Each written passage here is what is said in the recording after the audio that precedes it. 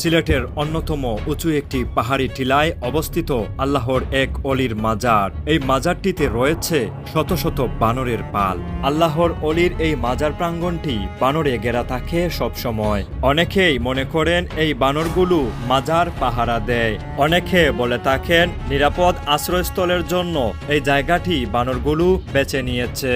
আগত দর্শনার্থীদের খাবার খেয়ে এই বানরগুলো মাজার এলাকায় টিকে আছে বছরের পর বছর। ৩৬০ আউলিয়ার অন্যতম একজন সফরসঙ্গী আজ থেকে প্রায় ৭০০ বছর পূর্বে এই উঁচু পাহাড়ের উপর আস্তানা গেড়েছিলেন। এখানেই তিনি ইবাদত বন্দেগী এবং আধ্যাত্মিক সাধনা করতেন এবং এই এলাকায় ইসলাম প্রচার করতেন। বেশিরভাগ সময় আল্লাহর দেনে মগ্ন থাকতেন এই উঁচু টিলার উপর। এই মাজারে প্রতিদিন শত শত দর্শনার্থী ভক্ত অনুরাগী দেশের বিভিন্ন প্রান্ত থেকে ছুটে আসেন। অনেকে নিয়ে আসেন সিন্নি তবারুক, নিজেরা খান এবং আগত দর্শনার্থীদের মধ্যে বন্টন করেন।